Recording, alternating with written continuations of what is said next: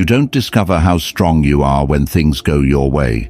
You find it when everything falls apart, when the door slams in your face, when the plan fails, when the people you trusted walk away.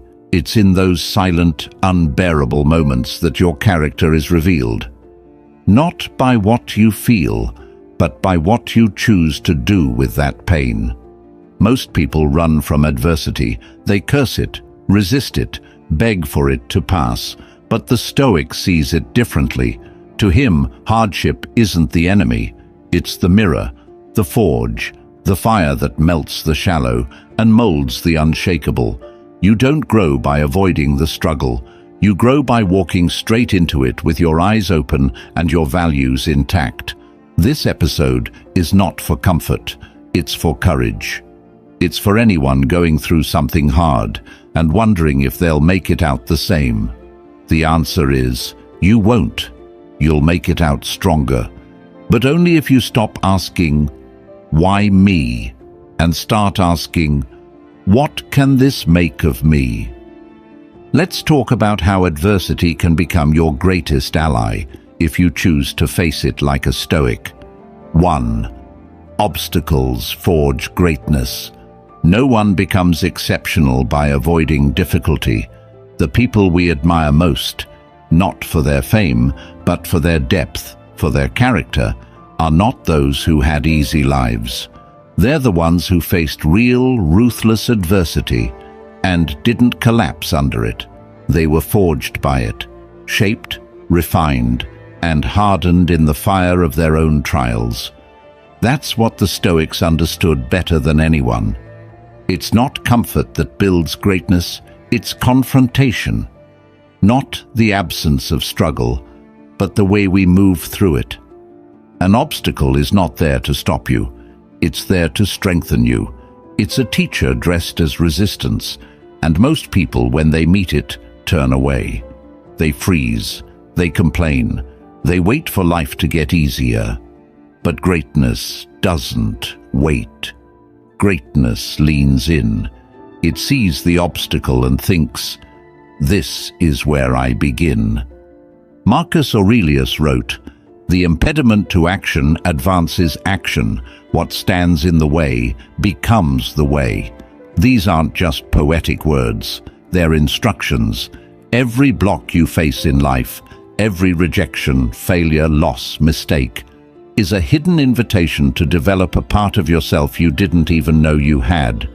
Patience, discipline, courage, clarity. These are not gifts you're born with. They're earned by facing what hurts without losing your soul in the process. Think about it this way. A sword is only a piece of metal until it's put through heat and hammered into shape. And if you remove that pressure, that discomfort, that friction, it never becomes a weapon. It stays soft. The same is true for us. Adversity is not there to break you.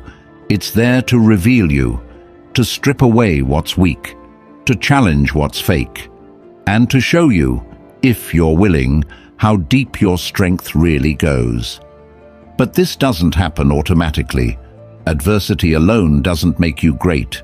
It only gives you the opportunity. You still have to rise to meet it. You still have to choose how you respond. And that choice is where transformation lives. Do you give up because it's hard? Or do you adapt and grow because it's hard? That moment of decision, when you're in pain and yet you still move forward, that is what forges greatness. And no, it won't be fast, and it definitely won't be comfortable, but comfort isn't the point. Growth is, character is, becoming someone you can be proud of is. And no matter how unfair or impossible your current struggle may feel, the Stoic asks only this: what can I build from this? Because once you stop resisting the obstacle and start working with it, it becomes a tool, a path, a source of momentum. So the next time you feel blocked, stuck, or tested, remember, this isn't the end. This is the forge. You are not being punished. You are being shaped. And what comes out on the other side of that process, if you commit to it, is someone more focused, more grounded, and more powerful than you were before. Obstacles don't make you weak. Running from them does. Facing them with integrity, with patience, and with purpose. That's how you become great. 2. Hardship reveals your power. You don't know how strong you are until you're forced to find out. Until the ground beneath your feet disappears and you have nothing left to stand on but your principles. It's in those quiet, painful moments, when everything feels uncertain, when you're tired, alone, and no one's coming to save you, that your true power shows itself. Not the kind that shows off, but the kind that shows up. The kind that doesn't crumble. The kind that endures. Stoicism teaches us that difficulty is not just a test of strength, it's how strength is revealed. It strips away the illusion of control, the ego's distractions, the masks we wear. It brings you face to face with your raw self. No applause, no comfort, no shortcuts. Just you, and your will to keep going. And that's where the real discovery happens. Because when you find out you can survive something you thought would destroy you, a new kind of confidence is born. The quiet kind. The unshakable kind. Most people measure strength by what someone can lift or how loud they can speak.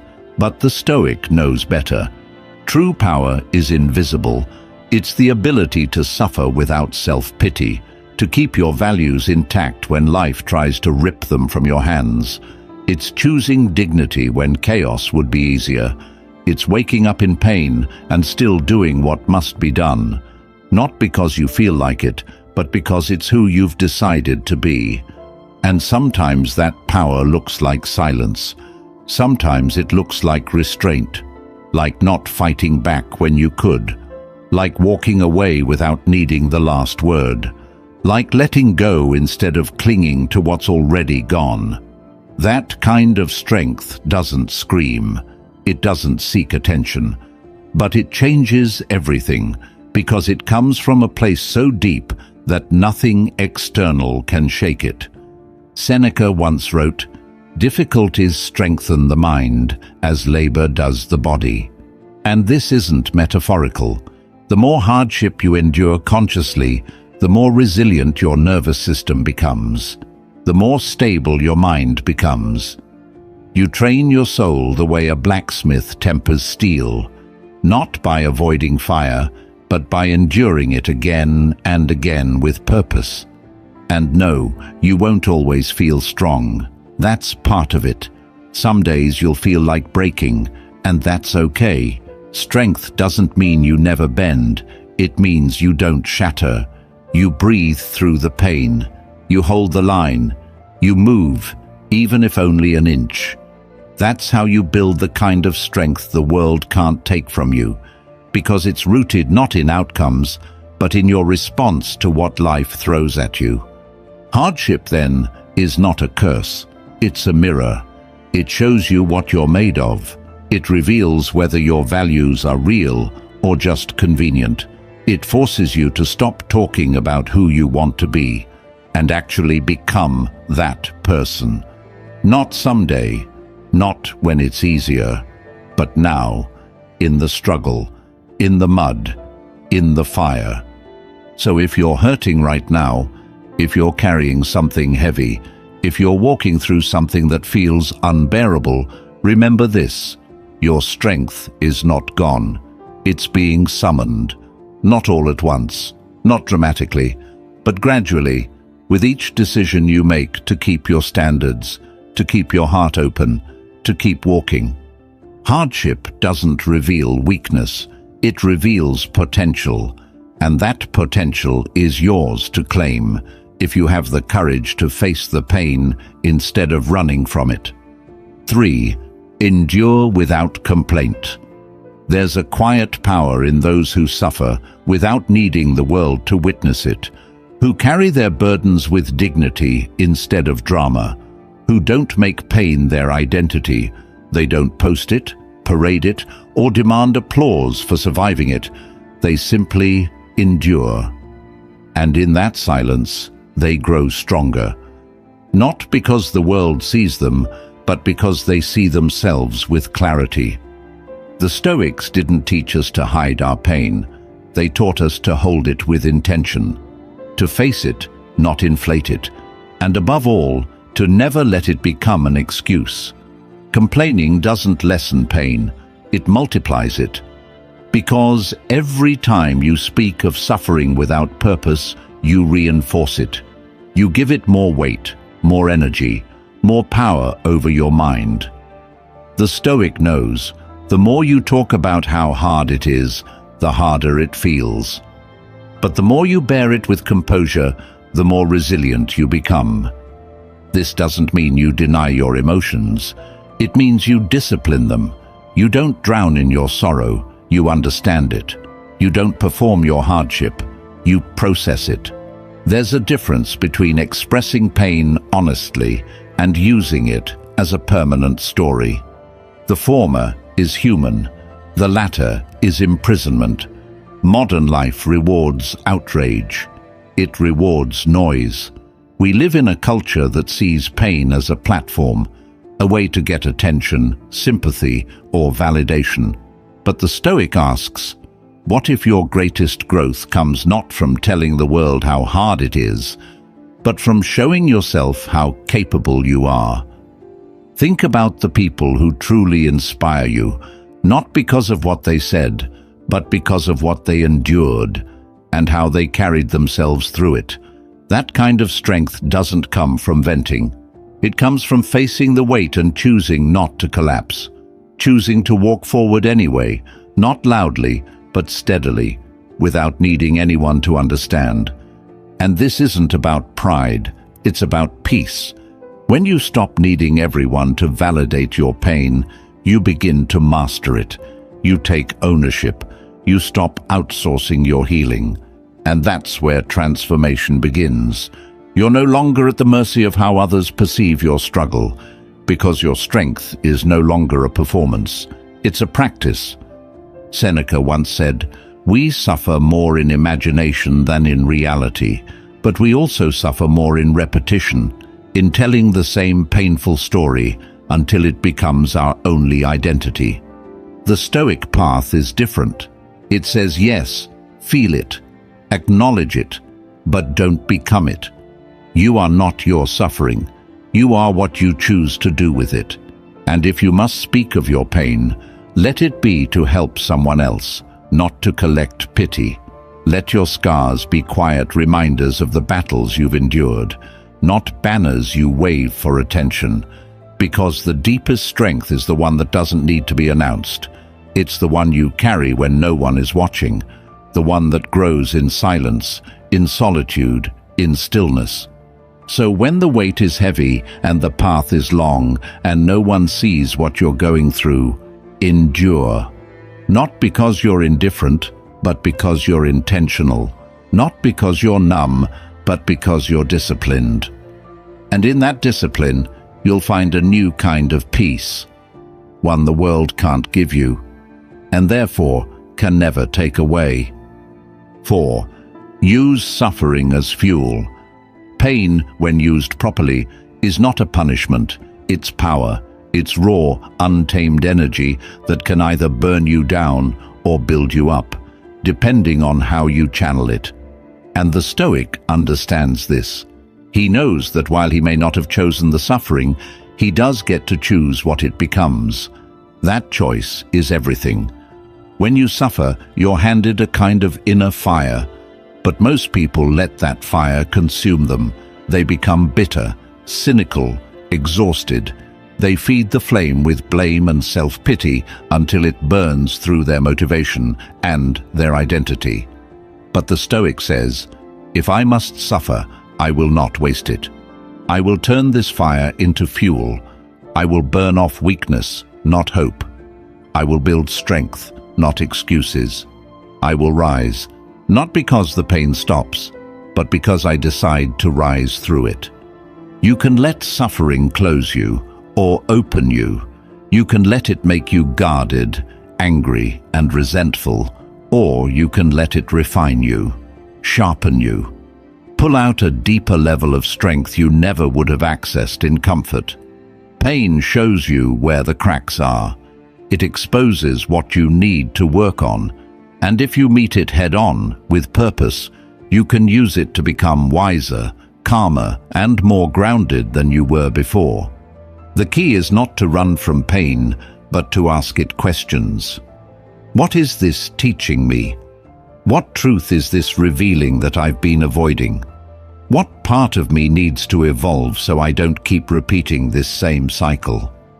That's the difference between suffering that weakens and suffering that transforms. One drains you, the other drives you. Epictetus was once asked how he handled being struck by his master while still a slave. He replied calmly, "If you continue, you will break my leg." And when the man did, Epictetus only said, "I told you so." That wasn't detachment, it was discipline. The pain didn't control him, he had already converted it. That's what Stoic power looks like. Not absence of feeling, but full control over where those feelings go. We all suffer. That's non-negotiable. But not all of us use that suffering. Some people drown in it, waiting for relief. Others turn it into fuel and become unstoppable. So ask yourself, what pain in your life are you wasting? What energy are you letting sit there, heavy and unprocessed, instead of using it to evolve? What part of your struggle can be turned into a reason, not just a reaction? Because when you start using your suffering, not resenting it, not escaping it, but using it, you stop being a victim of life. You become a student of it, and eventually a master of it. And that's the Stoic way. Not to pretend pain doesn't exist, but to choose what it becomes in your hands. 5. Struggle creates substance. There's something about a person who's been through things, not just lightly bruised, but truly broken and rebuilt. You can feel it in how they move, how they speak, how they hold themselves. There's weight in their words, depth in their silence. Their presence feels real because their experience is real. That kind of substance isn't taught in books. It's carved through struggle. We often admire resilience from a distance, but forget what forges it up close. It's forged in moments you never asked for, moments where quitting looks easier, where certainty disappears, where everything soft in you is peeled back, and the only thing left standing is your will. That's where character takes root, not in theory, but in trial.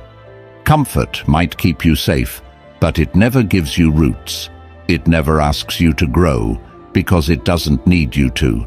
But struggle, that's different. It demands more. It demands clarity. It demands strength. And in doing so, it builds something in you that ease never could. That's why the Stoic doesn't just accept hardship. He respects it, because he knows it's shaping him into something harder to break and easier to trust. There's a reason why the strongest people are rarely the loudest. It's because their strength didn't come from pretending, it came from enduring. It came from years of holding their tongue when they could have lashed out. From choosing peace when war was available. From walking forward when everything in them said to stop. That kind of strength doesn't need to be explained. It's felt. When you struggle, you don't just learn about pain, you learn about patience. You learn that not every battle is worth fighting, and not every opinion needs your energy. You stop reacting to everything. You start conserving your strength. And most of all, you become comfortable in your own skin. Not because life got easier, but because you got more grounded in who you are. Marcus Aurelius once wrote, "The impediment to action advances action. What stands in the way becomes the way." He didn't mean that lightly. He meant, don't wait for the road to clear. Walk the road as it is, and you will be the one who becomes clear. Struggle doesn't block the path. Struggle is the path. Substance is not a mood, a style, or a trait. It's what you earn when you stay true to yourself, when it would have been easier not to. It's what gets built inside you when no one sees your effort, when the applause fades and only your discipline remains. That's why some people walk into a room and command respect without saying a word, not because of what they wear, but because of what they've borne. So if you're struggling now, know this: you're not failing, you're forming. You're not falling apart, you're falling into place, slowly, quietly, powerfully. Struggle doesn't subtract from your life, it adds weight to it. The kind of weight that gives your story meaning, your presence depth, and your voice strength. 6. Pain polishes the soul. There are parts of you that only pain can reach, corners of your character that remain hidden in comfort, untouched by praise, unseen by ease. But suffering, it scrapes, it sculpts. It doesn't just shape who you are, it reveals what you've ignored. And in the Stoic view, that's not cruelty, that's craftsmanship. A diamond is just a stone until it's cut. A blade is just metal until it's forged. And a human being is just potential until life presses them, breaks them, refines them. Pain is the chisel. It removes the unnecessary, the false, the shallow. It peels off the masks we wear when everything is going well and shows us what we really believe, what we truly value, and who we actually are when there's nowhere left to hide. But here's what most people miss. Pain doesn't automatically make you better. That's a lie we like to believe to feel safe. The truth is, pain just exposes.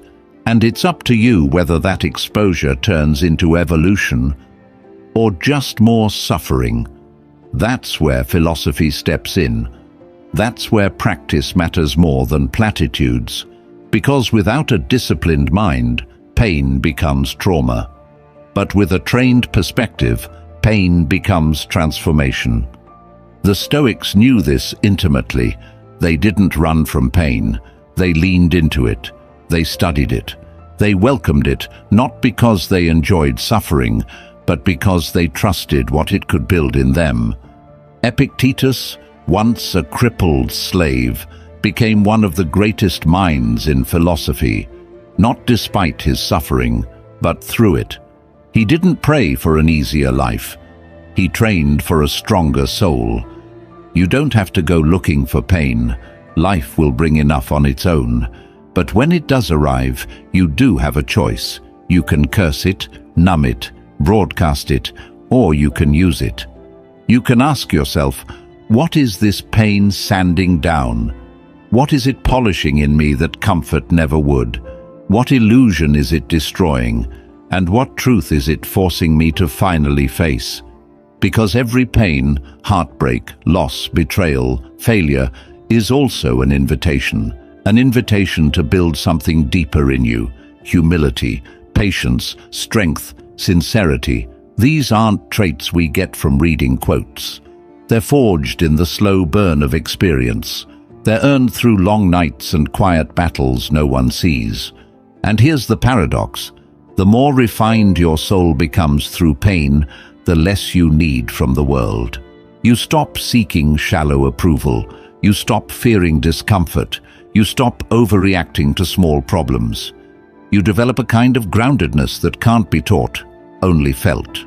Not loud, not dramatic, but deep, quiet, enduring. So the next time pain visits you, don't ask why it came. Ask what it came to clean, to clear, to sharpen, to teach, and then let it do its work, not by resisting it, but by walking with it, like a craftsman walks with his tools, knowing that the masterpiece is shaped not in the easy strokes, but in the deliberate cuts. Pain doesn't make you less, it makes you real, and real is rare. 7. The fire makes you unbreakable. There's a kind of strength that can't be faked. It's not loud, it's not boastful, it doesn't wear medals or demand attention. It's the kind of strength you only earn after walking through fire and choosing to stand tall when everything inside you begged to kneel. This strength doesn't come from comfort.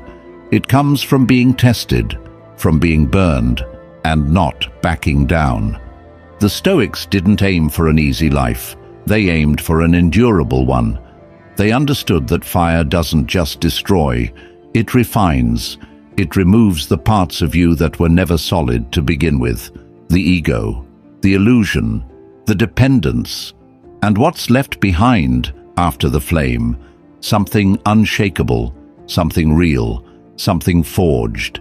Imagine a blade that's never seen heat. It may look sharp, but it breaks easily.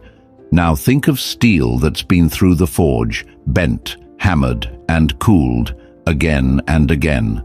That's the difference between a person who's avoided all discomfort and one who's leaned into it. The second one might have scars, but they've also got substance, and they don't bend at the first sign of pressure. When you walk through life avoiding fire, avoiding confrontation, hard truths, rejection, disappointment, you build a fragile existence. You may feel safe, but you're not strong. And strength, true strength, is what life demands from you if you want to be free. Because the world is unpredictable, people are imperfect, and suffering sooner or later is coming. The question is, will you be ready, or will you collapse? Seneca once said, "Fire tests gold, adversity tests the brave." That's the ancient truth. Adversity is not your punishment. It's your opportunity to get tougher, to get wiser, to become less reactive, more grounded. Because once you've been through the worst, truly been scorched, the little things don't shake you anymore. The criticism, the delays, the minor failures.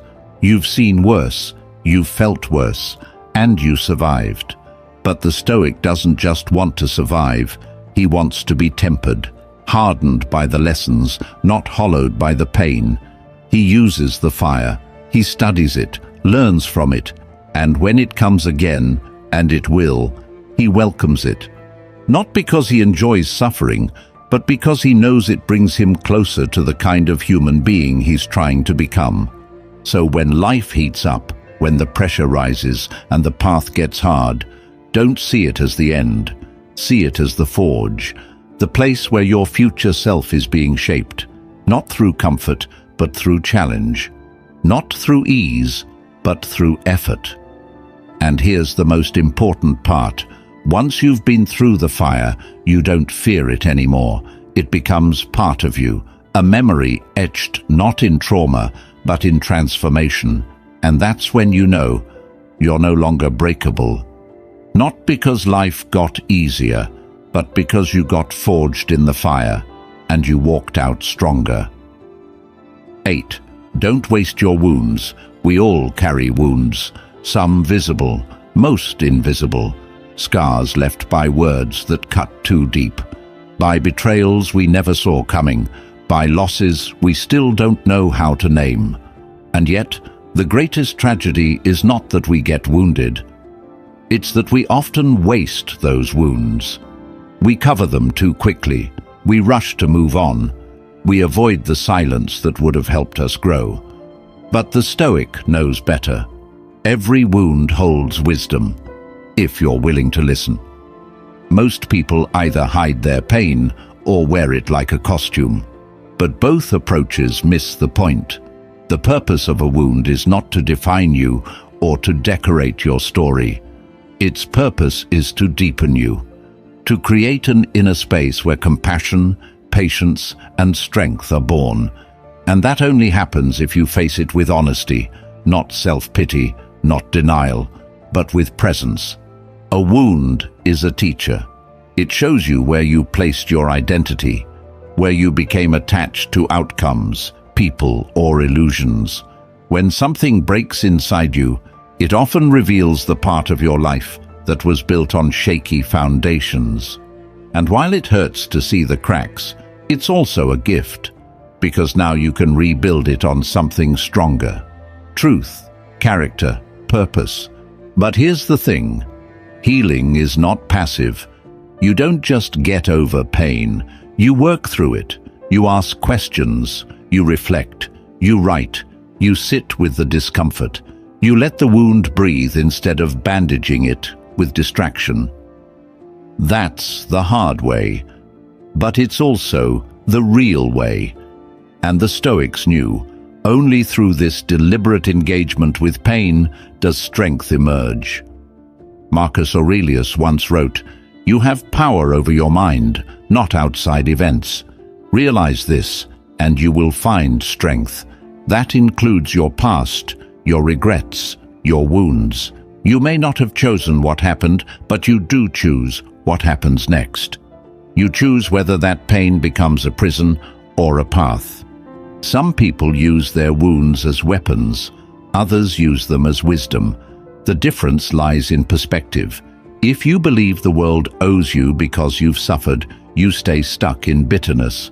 But if you believe every experience, even the painful ones, can be used to build a deeper, clearer, wiser version of you, then nothing is wasted. Not even the hardest parts. In fact, those hard parts often become the most valuable. The time you were broken becomes the reason you're now whole. The moment you were left becomes the moment you learn to stand on your own. The words that cut you down become the voice that lifts someone else. When you use your wounds, you don't just heal, you help. And that's where the true reward lies. So don't waste your wounds. Don't bury them, don't parade them, study them, learn from them, turn them into tools. Let them remind you what matters. Let them strip away what doesn't. And above all, let them guide you to the version of yourself that only pain could reveal. Your wounds are not your weakness. They are your wake-up call. 9. Every trial holds a teaching. Life doesn't hand out lessons in neatly packaged books or friendly advice. Often it delivers them wrapped in difficulty, disguised as failure, rejection, loss, or confusion. These are the trials we instinctively try to avoid. But the Stoic doesn't dodge trials. He studies them, because beneath every hardship, there's a hidden teacher. And if you're willing to look, that teacher has something to offer you that no classroom ever could. Think about it. How many of your deepest insights, your most powerful realizations, came when everything was going well? Probably very few. It's during the struggle, the confusion, the silence after the storm, that life whispers truths we usually miss in the noise. A failed relationship teaches boundaries. A financial setback reveals blind spots. A moment of loss teaches presence. The problem is never the pain, it's the refusal to learn from it. Trials are like mirrors. They show us where we're strong, where we're weak, and where we've been pretending. But unlike regular mirrors, they don't reflect appearance, they reflect essence. They reveal the gap between what we say we value and how we actually live. And if you're brave enough to look closely, that kind of feedback is priceless. The Stoics believed that adversity isn't just part of life, it is life. Epictetus, who lived much of his life as a slave, taught his students not to wish for fewer problems, but for greater resilience. Why? Because he knew that trials aren't interruptions, they're invitations, opportunities to embody the very virtues we claim to believe in: patience, courage, wisdom, humility. But not all trials automatically lead to growth. That's the catch. Growth only comes when you engage, when you reflect, when you pause and ask, what is this moment trying to teach me? What flaw in my thinking is this exposing? What skill is this asking me to develop? Most people skip this.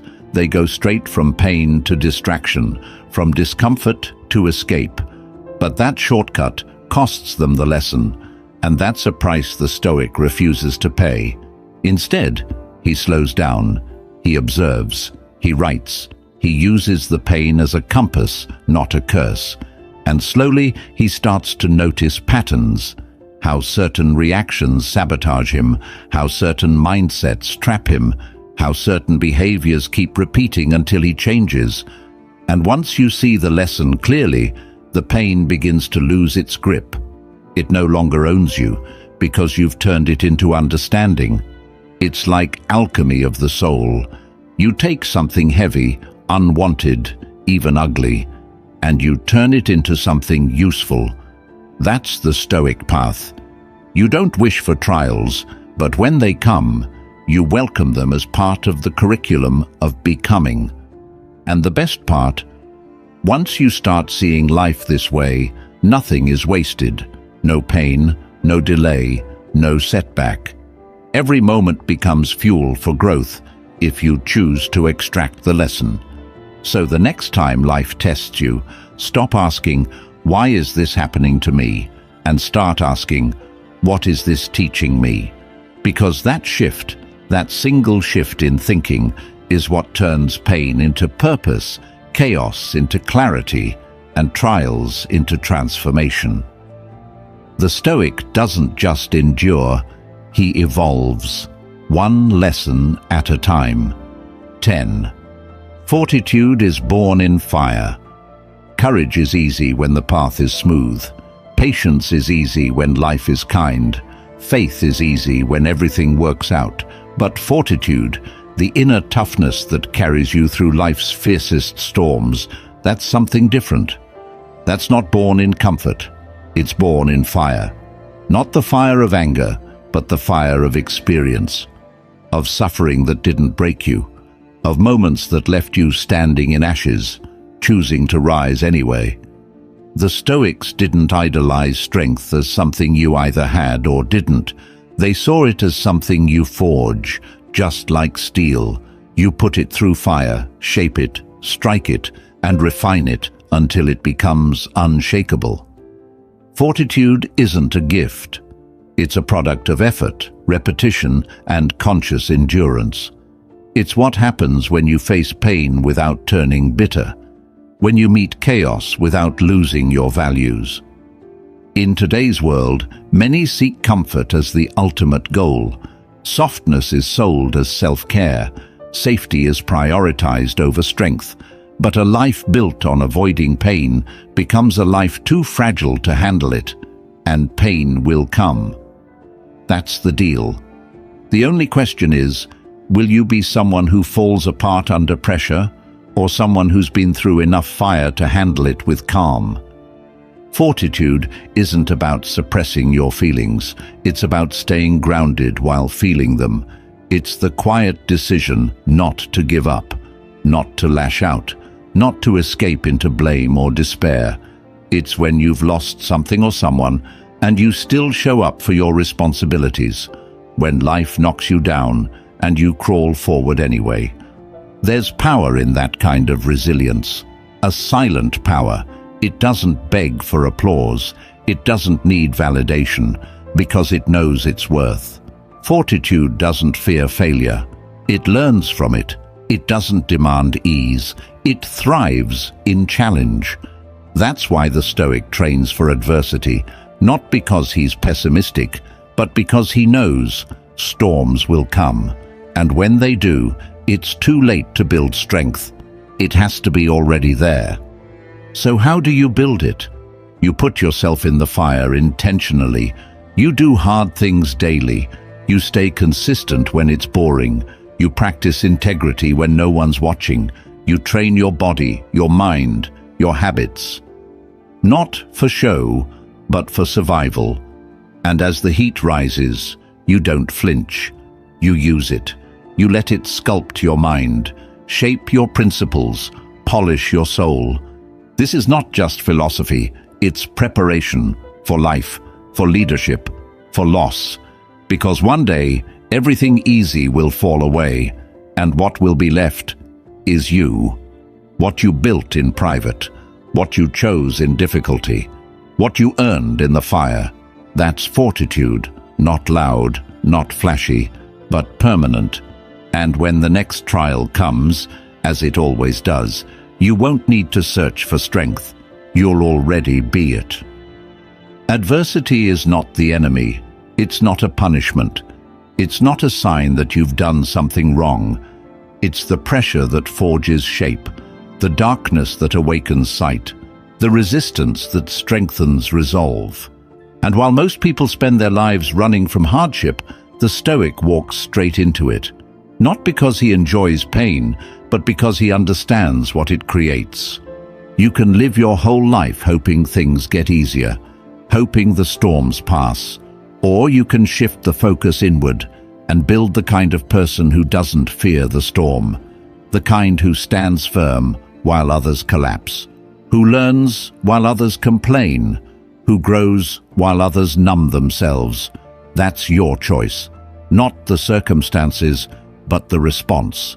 And maybe that's the real lesson, that strength is not given, it's chosen, and chosen again.